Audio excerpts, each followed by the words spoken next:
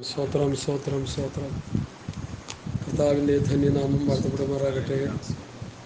യേശുവിലായിരിക്കുന്ന വാത്സല്യ ദൈവമക്കൾക്ക് വേഗം വരുന്ന യേശുക്രിസ്തുവിൻ്റെ നാമത്തിൽ സ്നേഹവന്ദനങ്ങൾ അറിയിക്കുന്നു. ജൂൺ മാസം 23-ാം തീയതി അല്ലേ നമ്മൾ ദേവസ്വനിലായിരിക്കുന്നു. 2024 ജൂൺ മാസം 23-ാം തീയതി ഞായറാഴ്ച വീട്ടിലെ സഭായോഗം. വേദോത്സവത്തിൽ കാണുന്നത് ഒരു പേര് വീട്ടിലെ സഭായോഗം. ഇന്നത് ഹോളിലാക്കി, പിന്നെ വലിയ വലിയ മണിമന്ദിരങ്ങളിലാക്കി, പിന്നെ ഒന്നും പറയണ്ട, അങ്ങനെ വലിയ ആർഭാടമായ നിലയിലുള്ള കെട്ടിടങ്ങളിലൊക്കെ സഭായോഗങ്ങളൊക്കെ മാറ്റപ്പെട്ടു. സഭായോഗത്തിൻ്റെ തനിമ നഷ്ടപ്പെട്ടു, അതിൻ്റെ ഒറിജിനാലിറ്റി പോയി. കർത്താവ് ഇപ്പോൾ ഇങ്ങോട്ട് എഴുന്നള്ളി വന്നാൽ യെരുശലേം ദേവാലയത്തിൽ വന്ന പോലെയുള്ളൂ. എൻ്റെ ആലയം പ്രാർത്ഥനാലയം എന്ന് വിളിക്കപ്പെടും. നിങ്ങളിതിനെ കള്ളന്മാരുടെ ഗുഹയാക്കി മാറ്റി. അപ്പോൾ സഭകളൊക്കെ ഇപ്പോൾ അതായി, ഗുഹകളായി. ഓരോ പേരിൽ അറിയപ്പെടുന്ന ഗുഹകൾ. പേരൊന്നും ഞാൻ പറയുന്നതിലൊക്കെ നിങ്ങൾ തന്നെ പറഞ്ഞു. സ്വതന്ത്രം. അപ്പോൾ സഭ എന്നുള്ളത് എന്താണെന്ന് പഠിക്കണം ആദ്യം. സഭ എന്നാൽ എന്താണ്? Church. What is the mean by church? എക്ലിഷ്യ എന്ന ഗ്രീക്ക് പദമാണ് അതിന് ഉപയോഗിച്ചിരിക്കുന്നത്. വിളിച്ച് വേർതിരിക്കപ്പെട്ടവരുടെ കൂട്ടം. ഈ ലോകത്തിൻ്റെ നാശകരമായ അവസ്ഥയിൽ നിന്നും, പാപത്തിൽ നിന്നും, അശുദ്ധിയിൽ നിന്നും, അനീതിയിൽ നിന്നും, സാത്താൻ്റെ അടിമ നുഖത്തിൽ നിന്നും ദൈവപുത്രനായ യേശുക്രിസ്തു കർത്താവിൻ്റെ രക്തത്താൽ വീണ്ടെടുക്കപ്പെട്ട ഒരു കൂട്ടമാണ് ദൈവസഭ. അതിൻ്റെ വിശുദ്ധിയും നിർമ്മലതയും അതിൻ്റെ പരിപാവനതയും അതിൻ്റെ വചനവ്യവസ്ഥ പ്രകാരമുള്ള അനുഭവങ്ങളൊക്കെ ചോർന്നുപോയി, നഷ്ടപ്പെട്ടു പോയി. സ്വത്രം. വിളിച്ച് വേർതിരിക്കപ്പെട്ടവരുടെ ഒരു കൂട്ടമാണ് സഭ, അല്ല ഒരു ഹോളല്ല, ഒരു വീടല്ല. മരച്ചൂട്ടിലാകാം, മരുഭൂമിയിലാകാം, വീട്ടിൻ്റെ ഉള്ളിലാകാം, കാട്ടിൻ്റെ ഉള്ളിലാകാം. കുറച്ച് ജനം കടന്നു വന്ന് കർത്താവിൻ്റെ വചനവ്യവസ്ഥ പ്രകാരം ആരാധിച്ചാൽ അത് സഭയായി. ഞാൻ എൻ്റെ സഭയെ പണിയും, പാതാള ഗോപുരം അതിനെ ജയിക്കില്ലെന്ന് പറഞ്ഞാൽ കർത്താവിൻ്റെ സഭയായ വ്യക്തികളെ പണിയുന്ന കാര്യം ആത്മാവ പണിയുന്നത്. ഇപ്പം നമ്മളത് സഭാപണിയാക്കി മാറ്റി വെച്ചിരിക്കുക, ഹോള് പണിയാക്കി മാറ്റി വെച്ചിരിക്കുക. എവിടെയാണ് നിങ്ങളുടെ ആരാധന? ഞങ്ങളുടെ സഭ പണിതുകൊണ്ടിരിക്കുക. ഏത് സഭ? ആ ഹോള്, പ്രാർത്ഥിക്കാനുള്ള ഹോള് പണിതുകൊണ്ടിരിക്കുക എന്ന് പറഞ്ഞാൽ കുഴപ്പമില്ല. സഭ പണിതുകൊണ്ടിരിക്കുക. അതുകൊണ്ട് ഞങ്ങൾ വാടകയ്ക്ക് ആരാധിക്കുക. അപ്പോൾ ഇതൊക്കെ ഇതിൻ്റെ യഥാർത്ഥ നാമങ്ങളും അർത്ഥങ്ങളും ഒക്കെ ബലികഴിക്കപ്പെട്ടു പോയി സഹോദരങ്ങളെ. നൂറ്റാണ്ടുകൾ പിന്നിട്ടപ്പോൾ അതിൻ്റെ തനിമ നഷ്ടപ്പെട്ടു, ഉപദേശം നഷ്ടപ്പെട്ടു, അതിൻ്റെ പരിപാവനത നഷ്ടപ്പെട്ടു. എനിക്ക് ഏറ്റവും ഇഷ്ടം 2 കൊരിന്ത്യർ ലേഖനം 11-ാം അധ്യായത്തിൻ്റെ 2-3 വാക്യങ്ങൾ. ഞാൻ ക്രിസ്തു എന്ന ഏകപുരുഷന് നിങ്ങളെ നിർമ്മല കന്യയിപ്പിപ്പാൻ വിവാഹ നിശ്ചയം ചെയ്യും. അപ്പം പൗലോസ് അവിടെ സഭയെക്കുറിച്ച് പറയുന്നത് നിർമ്മല കന്യക, ചേസ്റ്റ് വെർജിൻ. ചേസ്റ്റ് വെർജിൻ എന്നുള്ളതിൻ്റെ ഇംഗ്ലീഷ് ഡിക്ഷണറിയിൽ നിങ്ങളെടുത്ത് നോക്കിയാൽ മനസ്സ വാച കർമ്മണ ഒരു പുരുഷനെ വിവാഹ നിശ്ചയം കഴിഞ്ഞതിന് ശേഷം ഒരു പുരുഷനെ ആഗ്രഹിക്കുകയോ ചിന്തിക്കുകയോ ഒന്നും ചെയ്യാത്ത ഒരു കന്യക. കന്യകയ്ക്ക് വേണ്ടി വിവാഹ നിശ്ചയം ചെയ്തു, ഒരു പുരുഷനെ വിവാഹ നിശ്ചയം ചെയ്തു. ഇനി ആ കന്യക ചിന്തിക്കുന്നത് ആ വിവാഹ നിശ്ചയം ചെയ്യപ്പെട്ട ആ ചെറുക്കൻ വന്ന് എന്ന് എൻ്റെ കല്യാണം നടത്തും, എന്ന് അവനോടുകൂടി ഞങ്ങൾ ആ മണവാള ചെറുക്കനുമായിട്ട് എന്നാണ് എൻ്റെ ജീവിതം തുടങ്ങുന്നത്. അതാണ് ചിന്ത, വേറൊരു ചിന്തയില്ല. ചിന്തിക്കണേ, നമ്മൾ ലോജിക്കലായിട്ട് പഠിച്ചു വരുമ്പോൾ ചിന്തിക്കണേന്നത്. അപ്പം നമുക്ക് വേറെ ഒരു ചിന്തയില്ല. എന്തില്ല? സഭയ്ക്ക് വേറൊരു ചിന്തയില്ല. മണവാളൻ എപ്പോൾ വരും? ചേർക്കപ്പെടും. അപ്പോൾ സഭ എങ്ങനെ ആയിരിക്കണം? ആ മണവാളൻ്റെ വരവിന് വേണ്ടി ആറ്റുനോറ്റ് കാത്തിരിക്കണം. എപ്പോൾ വരും, എപ്പോൾ വരും? നമ്മളിപ്പോൾ അങ്ങനെയൊക്കെയാണ് ഇരിക്കുന്നത്. ചിന്തിച്ചു നോക്കി. നമ്മൾ രാവിലെ എഴുന്നേറ്റ് കഴിഞ്ഞാൽ എന്തെങ്കിലുമൊക്കെ പരിപാടികളായിട്ട് ഇങ്ങനെ നടക്കുക. എന്നിട്ട് അല്പസമയം കിട്ടിയാ ഇച്ചിരി ഇത് പ്രാർത്ഥിച്ചാലായി, അല്ലെങ്കിൽ പ്രാർത്ഥിച്ചില്ലെന്നായി. വചനം വായിച്ചാലായി, വായിച്ചില്ലെങ്കിലായി. എൻ്റെ ദൈവമക്കളെ, നമ്മൾ ഒരുങ്ങിക്കൊണ്ടിരിക്കേണ്ട ഒരു നിർമ്മല കന്യകയാ. ലോകത്തിന്റെ അശുദ്ധിയിലേക്ക് ചെന്ന് ചാടാതെ. ഗലാത്യ ലേഖനം 6:14 ഒന്ന് വായിക്കാമോ? പടേന്നൊന്ന് വായിക്കാമോ? വായിച്ചേ പെട്ടെന്ന് വായിച്ചേ. ഗലാത്യർ 6:14 സഹോദരി വായിക്കേ.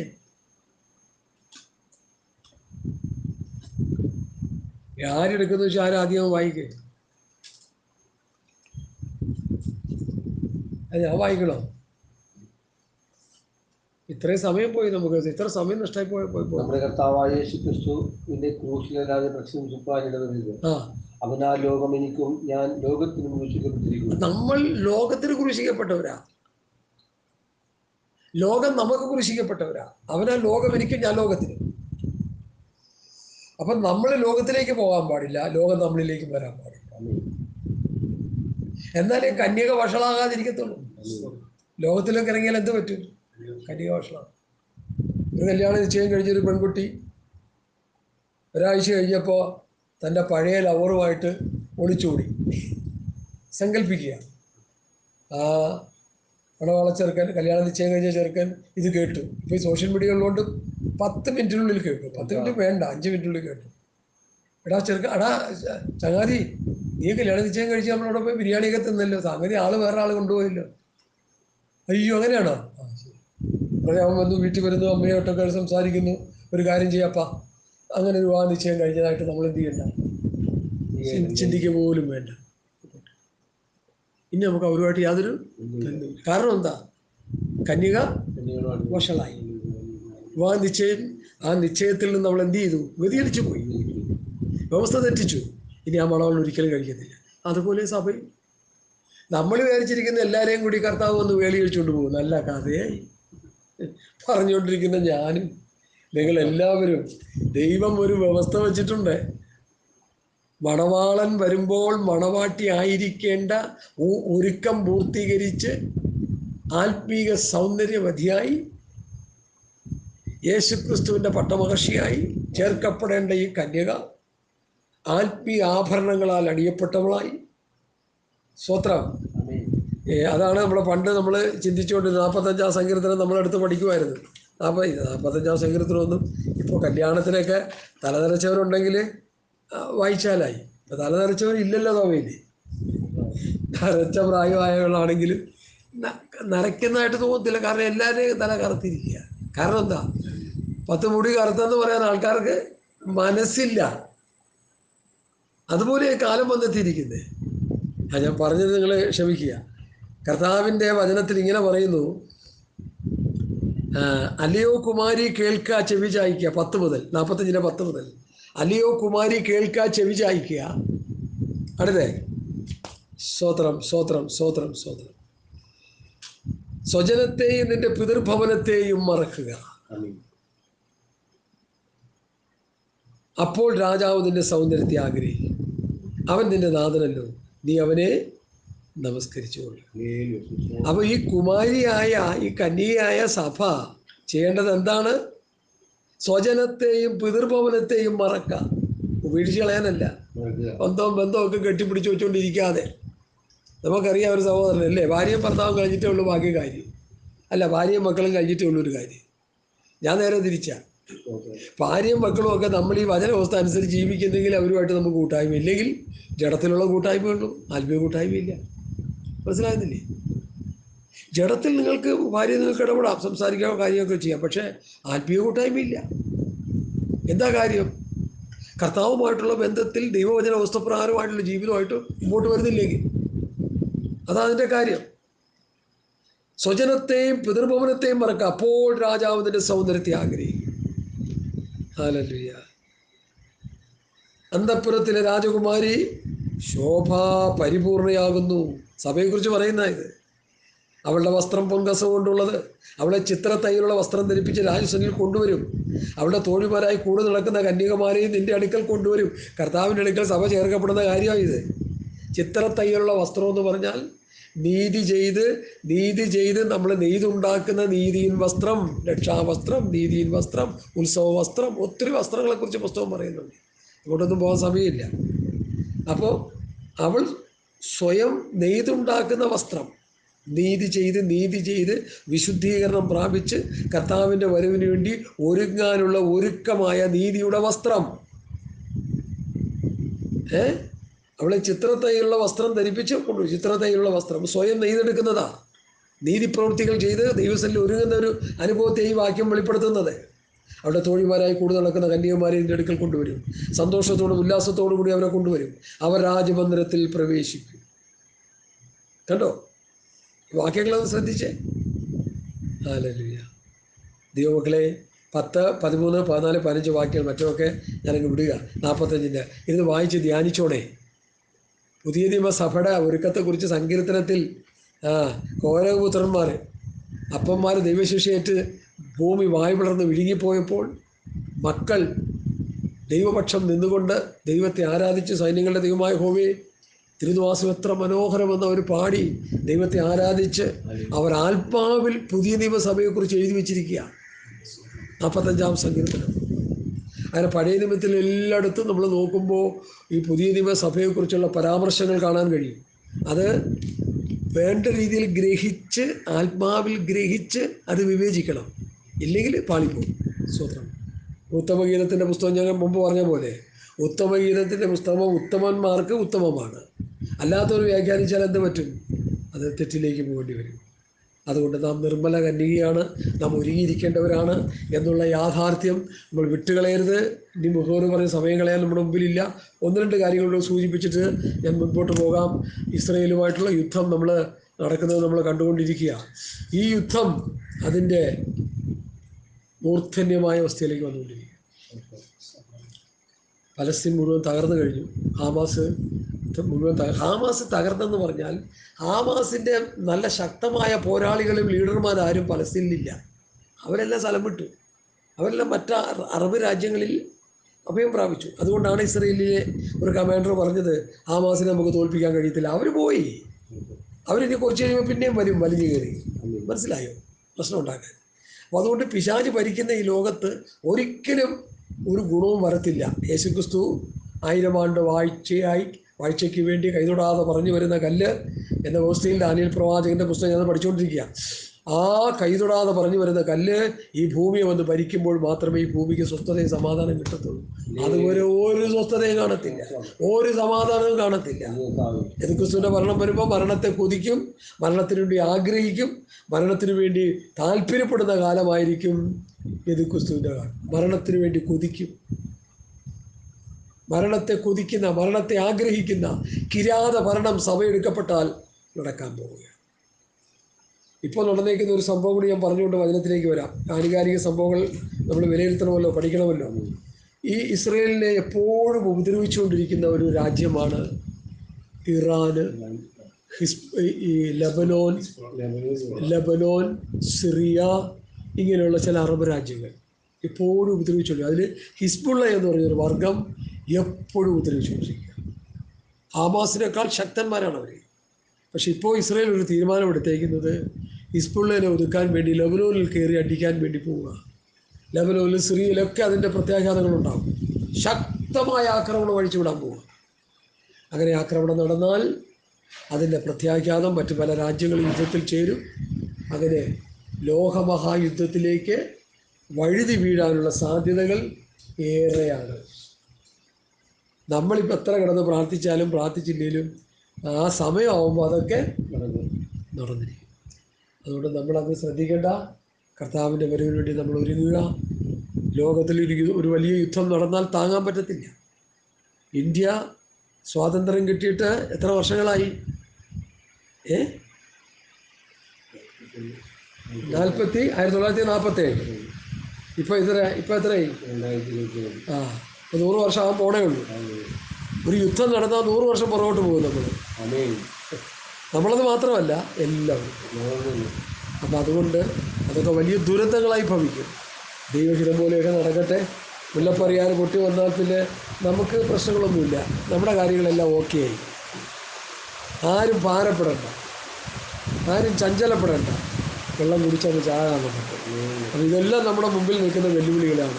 ഒരു വലിയ ഘോര യുദ്ധം നമ്മുടെ മുമ്പിൽ നിൽപ്പുണ്ട്. മുല്ലപ്പെരിയാർ നിൽപ്പുണ്ട്, പ്രകൃതിക്ഷോഭങ്ങൾ നിൽപ്പുണ്ട്. ഓരോ വർഷം കൂടുന്തോറും പ്രശ്നങ്ങളും പ്രതികൂലങ്ങളും വർദ്ധിച്ചു വന്നുകൊണ്ടിരിക്കും. അതിൻ്റെ നടുവിൽ ദൈവവചന വ്യവസ്ഥപ്രകാരം ഒരുങ്ങി നിർമ്മല കന്യകയായി കർത്താവിൻ്റെ വരവിന് വേണ്ടി ഒരുങ്ങുവാൻ സർവശക്തനായ കർത്താവ് നമുക്ക് കൃപ തരട്ടെ എന്ന് പറഞ്ഞുകൊണ്ട് പത്രോസിൻ്റെ ഒന്നാം ലേഖനം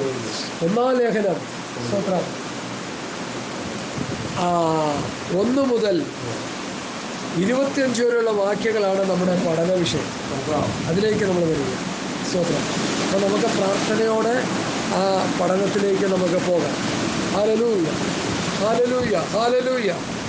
ശക്തമായിട്ട് മഴ വെളിയിൽ പെയ്തുകൊണ്ടിരിക്കുകയാണ്. ഈ മഴ ഒരു ആത്മീക മാരിയായി തീരാൻ നമുക്ക് പ്രാർത്ഥിക്കാം. ഒരു വലിയ ആത്മീക മാരിയായിട്ട് ഈ മഴ തീരട്ടെ. നമ്മളെല്ലാവരും പരിശുദ്ധാത്മാവിൽ നിറഞ്ഞ് കർത്താവിനെ ആരാധിക്കുകയും കർത്താവിനെ മഹത്വപ്പെടുത്തുകയും ചെയ്യുന്ന അവസ്ഥയിലേക്ക് നമ്മൾ മാറ്റണം. അതിനായിട്ട് കർത്താവ് നമ്മെ സഹായിക്കട്ടെ. പത്രോസിൻ്റെ ഒന്നാം ലേഖനം അതിൻ്റെ 1-ാം അധ്യായം 1-ാം വാക്യത്തിലേക്ക് വരുന്നു. യേശുക്രിസ്തുവിൻ്റെ അപ്പോസ്തലനായ പത്രോസ് പന്തോസിലും ഗലാത്യയിലും കപ്പദോക്യയിലും ആസിയയിലും മിഥുനിയയിലും ചിതറിപ്പാർക്കുന്ന പരദേശികളും പിതാവാം ദൈവത്തിൻ്റെ മുന്നറിവിനൊത്തവണ്ണം ആത്മാവിൻ്റെ വിശുദ്ധീകരണം പ്രാപിച്ച് അനുസരണം കാണിപ്പാനും യേശുക്രിസ്തുവിൻ്റെ രക്തത്താൽ തളിക്കപ്പെടുവാനുമായി വൃതന്മാർക്ക് എഴുതുന്നത്. ഇവിടെയും 2-ാം വാക്യത്തിലൊരു പ്രത്യേക കാര്യം നമ്മൾ ശ്രദ്ധിച്ചോ. 2-ാം വാക്യത്തിൽ ആത്മാവിൻ്റെ വിശുദ്ധീകരണം പ്രാപിച്ച്. അപ്പോൾ ആത്മാവിൻ്റെ വിശുദ്ധീകരണം പ്രാപിച്ചവരാരാ? രക്ഷിക്കപ്പെട്ടവരാരാ? കെടുന്ന ബീജത്താലല്ല, കെടാത്തതിനാൽ ജീവനുള്ളതും നിലനിൽക്കുന്നതുമായ ദൈവവചനത്താൽ തന്നെ നിങ്ങൾ വീണ്ടും ജനിച്ചിരിക്കുന്നു. അവരാണ് രക്ഷിക്കപ്പെട്ടവർ. വചനത്താൽ വീണ്ടും ജനനം പ്രാപിച്ചവർ. 1 പത്രോസ് 1:5 ക്ഷയം, വാട്ടം, മാലിന്യം എന്നിവ ഇല്ലാത്തതുമായ അവകാശത്തിനായി തന്നെ വീണ്ടും ജനിച്ചിരിക്കുന്നു. ക്ഷയം, വാട്ടം, മാലിന്യം ഇല്ലാത്ത ഒരു അവകാശത്തിനായി വീണ്ടും ജനിച്ചിരിക്കുന്നു. അതാരാ? ജനിച്ചിരിക്കുന്നു എന്നാണോ? ജനിപ്പിച്ചിരിക്കുന്നു. നമ്മളാ. ക്ഷയമില്ല, വാട്ടമില്ല, മാലിന്യമില്ല എന്നിവ ഉള്ളൊരു അവകാശത്തിനായി നമ്മെ വീണ്ടും ജനിപ്പിച്ചിരിക്കുക. നമ്മൾ ജനിച്ചതല്ല, ജനിപ്പിച്ചതാ. ഒരു കുഞ്ഞി ഭൂമിയിലേക്ക് പറന്നു വീഴുമോ? ഒരിക്കലുമില്ല. യേശുക്രിസ്തു പോലും ജനിച്ചത് പരിശുദ്ധാത്മാവിൽ എന്നാണ് വേദപുസ്തകം പഠിപ്പിക്കുന്നത്. ഈ ലോകത്തിൽ ഒരു കുഞ്ഞ് ജനിക്കുന്നത് മാതാപിതാക്കളിൽ കൂടിയാണ് ഒരു കുഞ്ഞ് ജനിച്ച് രൂപം കൊള്ളുന്നത്. അതുപോലെ ദൈവത്തിൻ്റെ പരിശുദ്ധാത്മാവ് ക്രിയ ചെയ്ത് ഒരു ബോൺ അഗെയിൻ, ഒരു വീണ്ടും ജനനം നടക്കുന്നു. അതിനെക്കുറിച്ചായി പറയുന്നത് കെടുന്ന ബീജത്താലല്ല, കെടാത്തതിനാൽ ജീവനുള്ളതും നിലനിൽക്കുന്നതുമായ വചനത്താൽ തന്നെ നിങ്ങൾ വീണ്ടും ജനിച്ചിരിക്കുന്നു. വീണ്ടും ജനനം, ബോൺ അഗെയിൻ. പരിശുദ്ധാത്മാവ് ഹൃദയത്തിൽ ഇടപെട്ട് നിർമ്മലമായ സുവിശേഷം പ്രസംഗിക്കുമ്പോൾ ആ വചനം കേട്ട് ഹൃദയത്തിൽ വിശ്വസിച്ച് മുമ്പോട്ട് വരുന്നവരാണ് വീണ്ടും ജനനം പ്രാപിച്ചവർ. റോമാലേഖനം 10-ാം അധ്യായം അതിനെക്കുറിച്ച് നമ്മൾ പഠിക്കുമ്പോൾ യേശുവിനെ കർത്താവെന്ന് വായ കൊണ്ട് ഏറ്റുപറയുകയും ദൈവവനെ മരിച്ചവരിൽ നിന്ന് ഉയർത്തെഴുന്നേൽപ്പിച്ചു എന്ന് ഹൃദയം കൊണ്ട് വിശ്വസിക്കുകയും ചെയ്താൽ നീ രക്ഷിക്കപ്പെടും. ഹൃദയം കൊണ്ട് നീതിക്കായി വിശ്വസിക്കുകയും വായ കൊണ്ട് രക്ഷയ്ക്കായി ഏറ്റുപറയുകയും ചെയ്തു. യേശുക്രിസ്തുവിൻ്റെ പാപത്തിന്, എൻ്റെയും പാപത്തിന് വേണ്ടിയാണ് മരിച്ചത്. ഹൃദയം കൊണ്ട് വിശ്വസിക്കുമ്പോൾ ദൈവത്തിൻ്റെ നീതീകരണം, ജസ്റ്റിഫിക്കേഷൻ ഓട്ടോമാറ്റിക് നമുക്ക് കിട്ടുന്നു. ദൈവത്താൽ നീതീകരിക്കപ്പെടുന്നവരാകുന്നു. പാപം ചെയ്ത വ്യക്തി യേശുക്രിസ്തു വിശ്വസിച്ചപ്പോൾ ആ യേശുക്രിസ്തു ആ വ്യക്തിയുടെ പാപത്തിന് വേണ്ടി മരിച്ചത് കൊണ്ട് ആ മരിച്ച യേശുക്രിസ്തു എൻ്റെയും പാപത്തിന് വേണ്ടിയാണ് മരിച്ചത് വിശ്വസിക്കുമ്പോൾ ദൈവത്തിൻ്റെ നീതീകരണം കിട്ടുന്നു. അപ്പം നീതിക്കായി വിശ്വസിക്കുന്നു. അതാണ് അവിടെ എഴുതിയിരിക്കുന്നത്. നീതീകരണം വിശ്വാസത്താൽ കിട്ടുന്ന നീതീകരണം മാത്രം. റോമർ 5:1 വായിച്ചേ. റോമർ 5:1. വിശ്വാസത്താൽ നീതീകരിക്കപ്പെട്ടിട്ട് നമ്മുടെ കർത്താവായ യേശുക്രിസ്തു മൂലം ദൈവത്തോട് സമാധാനം. അപ്പോൾ വിശ്വാസത്താൽ നീതീകരണം മാത്രമേ ഉള്ളൂ. വായ് കൊണ്ട് നീതിക്കായി ഏറ്റുപറയുമ്പോൾ, കർത്താവിൻ്റെ ഹൃദയത്തിലേക്ക് ഞാൻ സ്വീകരിക്കുന്നു എന്ന് പറഞ്ഞ് ഏറ്റുപറയുമ്പോൾ എന്ത് ചെയ്യുന്നു? രക്ഷിക്കപ്പെടുന്നു. വിശ്വാസം കൊണ്ട് എന്ത് ചെയ്യുന്നു? നീതീകരണം. വായ് കൊണ്ട് ഏറ്റുപറയുമ്പോൾ രക്ഷിക്കപ്പെടുന്നു. ഇനി ഗലാത്യർ രക്ഷിക്കപ്പെട്ടിട്ട് എന്ത് ചെയ്യണം? ഗലാത്യലേഖനം എടുത്ത ഗലാത്യലേഖനം ഇതൊരു വലിയ മർമ്മമാണ്. ഇതൊക്കെ ലിങ്കായി കിടക്കുന്ന വിഷയങ്ങളാണ്. ഇതൊന്നും അങ്ങോട്ടും ഇങ്ങോട്ടും തെറ്റാൻ പാടില്ല. വായിക്കാം. ഗലാത്യലേഖനം. ഹല്ലേലൂയ ഹല്ലേലൂയ ഹല്ലേലൂയ ഹല്ലേലൂയ ഹല്ലേലൂയ.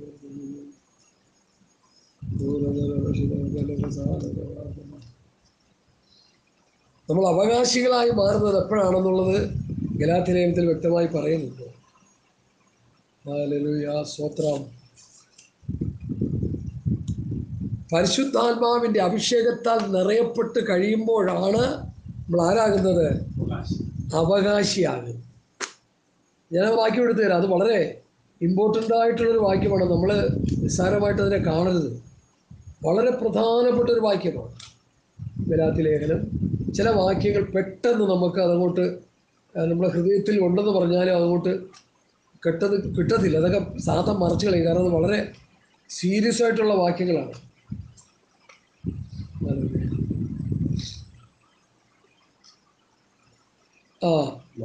അല്ലല്ല, 4:6 വാക്യം. ഗലാത്യർ 6:4.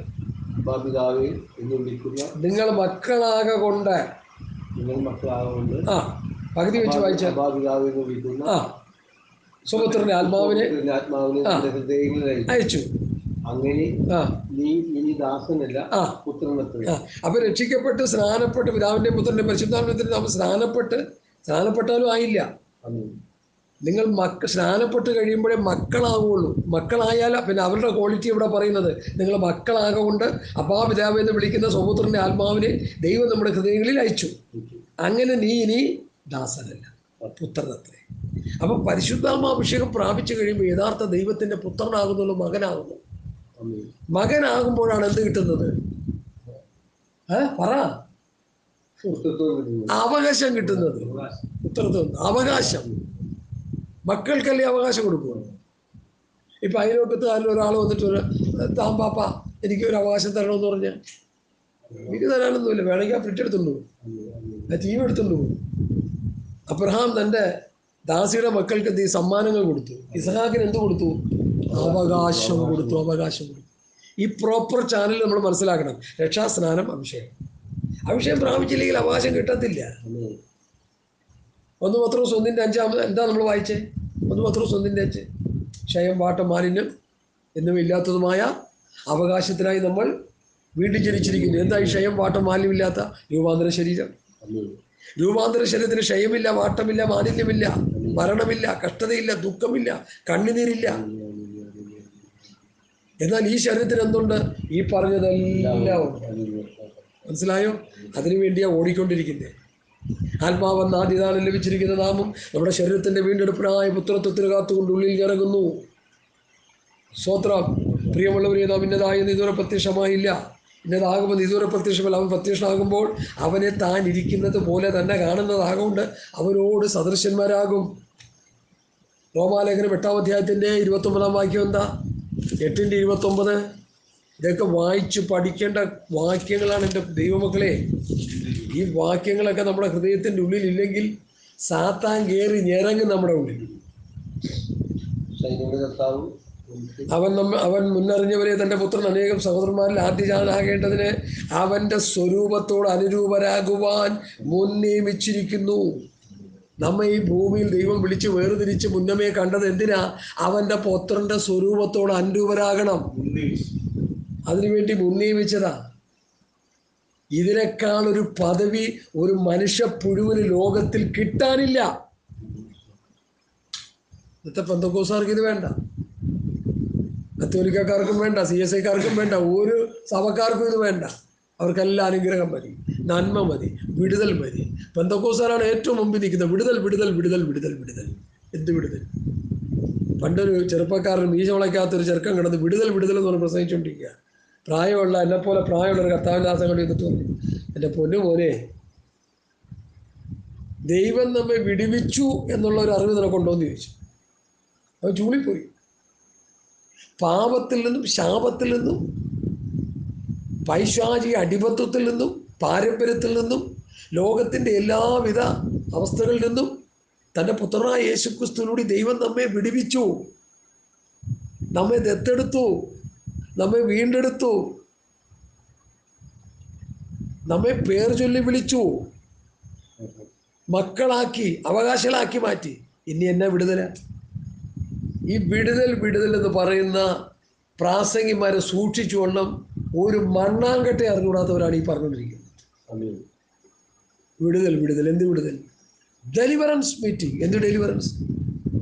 ബാംഗ്ലൂരിൽ നടക്കുന്ന ഡെലിവറൻസ് മീറ്റിംഗ്. ഡെലിവറൻസ്, വിടുതൽ. ഇവിടെ ദൈവം പുതിയ നിയമസഭയിലെ ദൈവമക്കളെ വിടുവിച്ചിരിക്കുക. അതാ പത്രോസ് ഇവിടെ പറയുന്നത്. നമ്മൾ വചനത്തിലേക്ക് മടങ്ങി വരാം. പത്രോസ് എന്താ പറയുന്നത്? ആത്മാവിൻ്റെ വിശുദ്ധീകരണം, അർത്ഥം ആത്മാവിൻ്റെ രക്ഷ നമുക്ക് നൽകി. ഇനി പാപശരീരം ഈ ലോകത്ത് ജീവിക്കുക, ഈ ലോകത്ത് ജീവിക്കുക പാപശരീരം. ഈ പാപശരീരത്തിൽ നിന്ന് നമ്മളെ വീണ്ടെടുക്കാൻ പോവുക ദേഹം ഈ ആത്മാവ്. അതാണ് വാനമേഘത്തിൽ കർത്താവ് പ്രത്യക്ഷപ്പെടുമ്പോൾ സംഭവിക്കാൻ പോകുന്നത്. ആത്മാവിനെ വീണ്ടെടുത്തു. ഇനി പാപശരീരത്തിൽ നിന്ന് എപ്പോൾ വീണ്ടെടുക്കും? കർത്താവിൻ്റെ മേഘ പ്രത്യക്ഷതയിൽ. അപ്പം ആത്മാവിൻ്റെ വിശുദ്ധീകരണം പ്രാപിച്ചവൻ, ആത്മാവിൻ്റെ വീണ്ടെടുപ്പ് കിട്ടിയവൻ, ആത്മാവെന്നാദിദാനം ലഭിച്ചിരിക്കുന്ന നാമം നമ്മുടെ ശരീരത്തിൻ്റെ വീണ്ടെടുപ്പായ പുത്രത്വത്തിന് കാത്തുകൊണ്ട് ഉള്ളിൽ ഇറങ്ങുന്നു. എവിടെയാണ് ആ വാക്യം? ഞാനിപ്പോൾ അത് പറഞ്ഞു. റോമാലേഖനം 8-ാം അധ്യായത്തിൻ്റെ 29 അല്ലത്, 23. വായിച്ചേ 8-23 വായിച്ചേ. ആ വാക്യമൊക്കെ വാക്യങ്ങളായിട്ട് തന്നെ നമ്മുടെ പ്രേക്ഷകർക്ക് കൊടുക്കണം, അല്ലെങ്കിൽ അതുകൊണ്ട് ഗുണമില്ല. ആത്മാവെന്നാദിദാനം ലഭിച്ചിരിക്കുന്ന നാമം നമ്മുടെ ശരീരത്തിന്റെ വീണ്ടെടുപ്പായ പുത്രത്വത്തിന് കാത്തുകൊണ്ട് ഉള്ളിൽ ഞെരുങ്ങുന്നു. അപ്പൊ എന്തായി? ആത്മാവെന്ന ആദ്യദാനമായ വീണ്ടെടുപ്പ്. അതാ പത്രോസ് കൂടെ പറയുന്നത്. ആത്മാവിന്റെ വിശുദ്ധീകരണം പ്രാപിച്ച് കാണിക്കും. ആത്മാവിന്റെ വിശുദ്ധീകരണം, ആത്മാവിന്റെ വീണ്ടെടുപ്പ് കർത്താവ് സാധിച്ചു തന്നു. ഇനി ആ സാധിച്ചു കിട്ടിയവൻ എന്തോ ചെയ്യണം? പറ. ആത്മാവെന്ന ആദ്യദാനം ലഭിച്ചിരിക്കുന്ന നാമം നമ്മുടെ ശരീരത്തിൻ്റെ വീണ്ടെടുപ്പായ പുത്രത്വത്തിന് കാത്തുകൊണ്ട് ഉള്ളിൽ ഇറങ്ങിക്കൊണ്ടിരിക്കണം.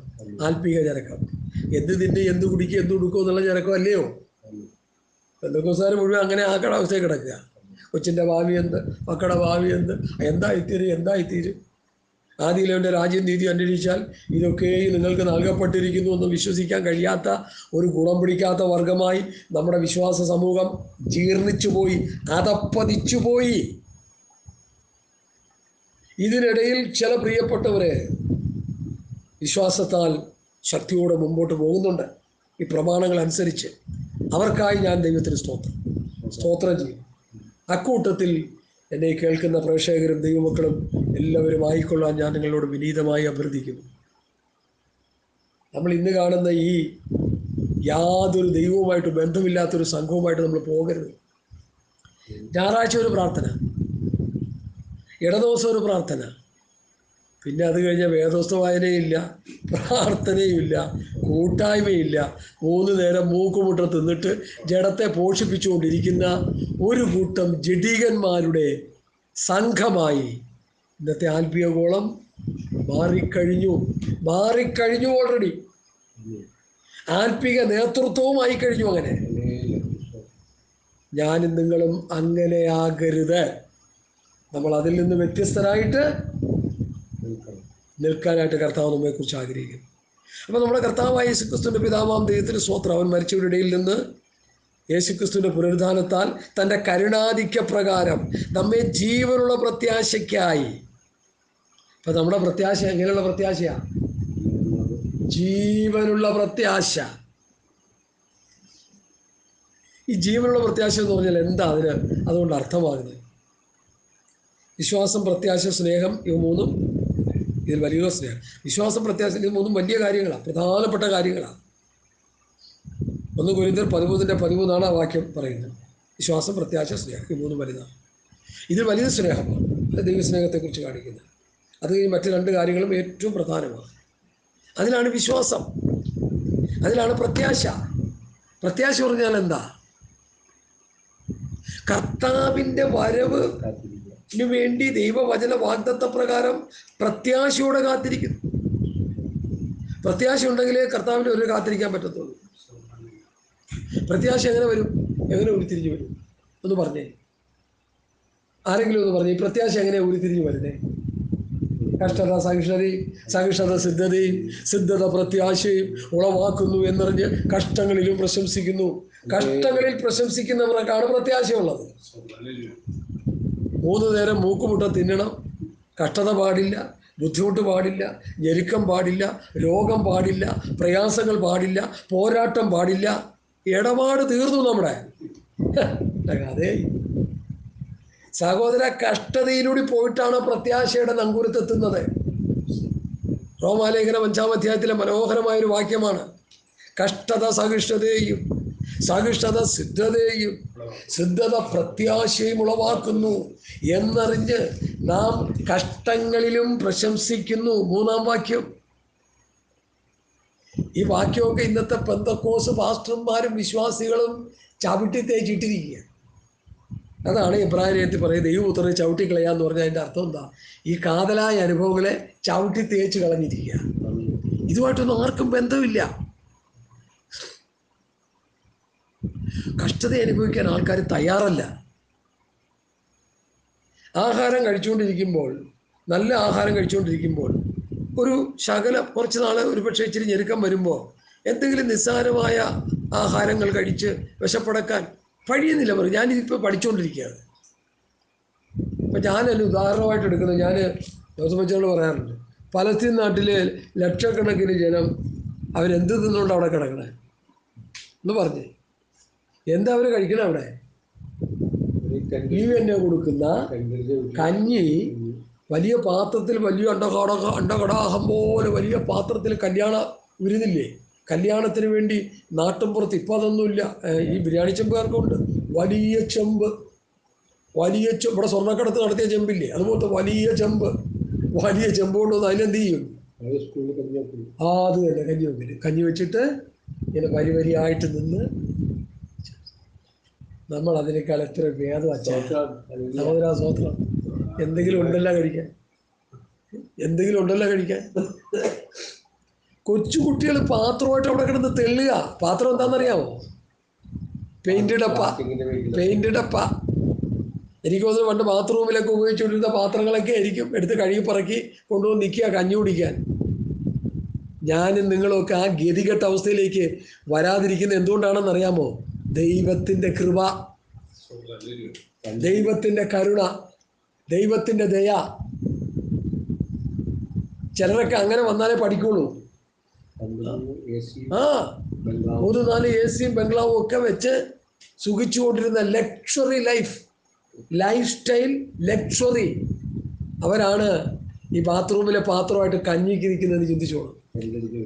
ഹല്ലേലൂയ, സ്വോത്രം.